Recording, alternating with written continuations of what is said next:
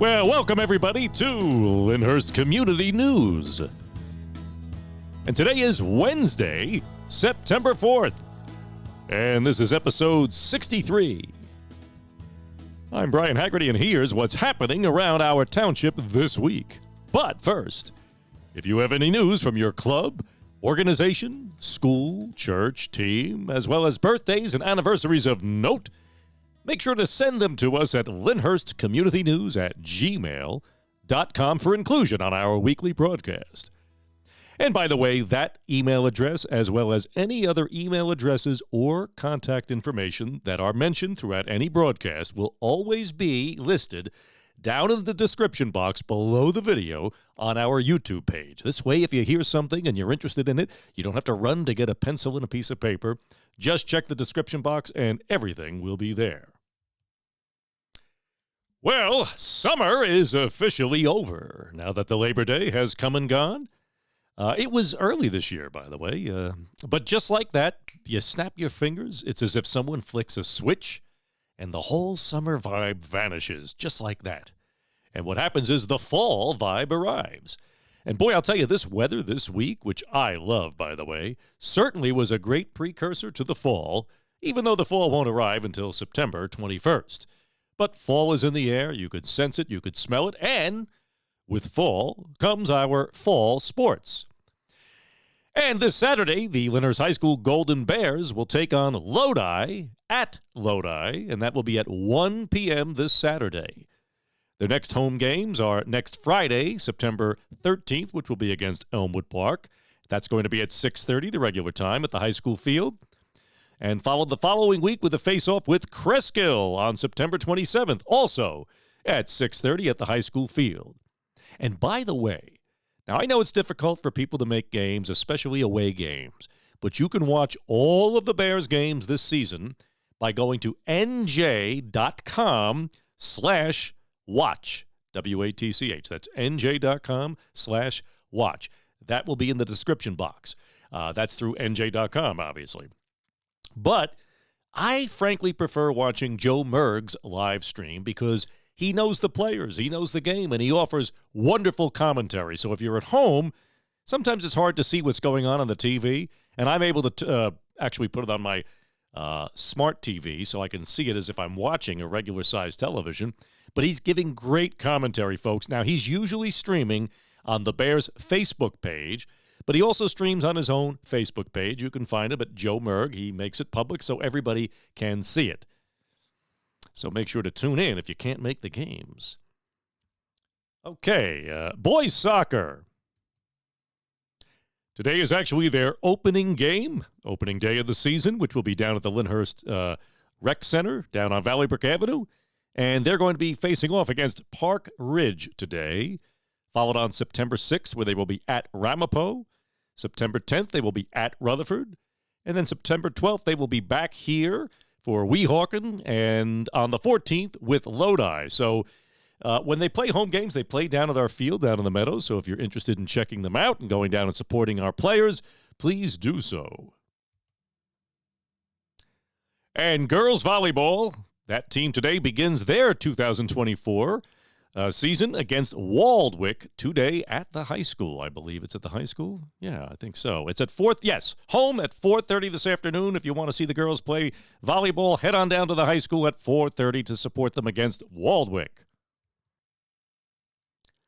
And at the high school, the 2024 to 2025 student government officers have been elected and are excited and ready to serve in this new school year. So we'd like to congratulate President Isaac Camillo, Vice President Nancy Attia, Secretary Madeline Tarano, and Public Relations Zahara Chowdhury. Congratulations to all the students. And okay, today is the first day of the year, and let's hope it's a great one for the kids and the teachers alike, because you've got after today, you got 179 days left to go till summer again. So we wish you all a very happy and wonderful school year. Wishing the best for all of our teams, all of our coaches, all of our teachers and administrators, and everybody who works very hard to put all this stuff together. And, of course, in addition to our student governments, in the real government, we have the Board of Education elections are going to be coming up in November, the general election. So our Board of Education has a total of 9 members, 3 of whom are up for election each year, and each of whom serve a 3-year term. Now, I've spoken to several of the candidates, of which I believe there are 6. I have to confirm that. Somebody may have dropped out in the meantime, but I believe we have 6 people running for 3 seats. And I'll be reaching out to all of the candidates to ask if they would like to appear on Lyndhurst Community News, to introduce themselves, and to explain their platform if elected. Now, I probably won't get to this until the middle of October as we get closer to the election. And, this is very important every year because the Board of Education budget is the largest budget in the township. As a result, it's the largest portion of our tax bill. Now, our tax bill consists of 3 separate parts. You've got the school being the largest, the township, which is the second largest, and finally, the county tax, which used to be 10% of the bill. I haven't checked. I'm not certain what it is currently, but I've never known a tax bill to go down. I don't think any of you have either. Certainly not in New Jersey. And while certain budgets may have gone down a few times to my knowledge, I wouldn't get too comfortable with that idea, certainly not in New Jersey. But, a couple of years in a row, they've had to cancel the forum for the Board of Education candidates, which is generally when parents and members of the community have an opportunity to meet them and hear what their platform is. But they are so unattended. And that's the sad part about today. And I realize people are busy. People get home late. By the time they finish with dinner, the last thing they want to do is really go out to a forum, which most people consider boring. So I hope that by bringing some of them, all of them are invited, but by bringing them on here and letting them speak about their platform, it'll give the residents and the parents an opportunity to learn a little bit more about our candidates. I do know that 2 incumbents, Anthony Scardino and Paul Passamano, are seeking re-election. The 3rd incumbent, which would have been Danny Parada, will not be seeking re-election this year, so we do have some new faces, and we like to hear what everybody has to say. Okay, now attention parents or grandparents. If you have children or grandchildren between the ages of 2.5 to 6 years old, well, the Lyndhurst Public Library is going to be beginning Bookworm Story Time. That's going to be starting Tuesday, September 10th, at 10:30 a.m. Again, that's for ages 2.5 to 6 years old.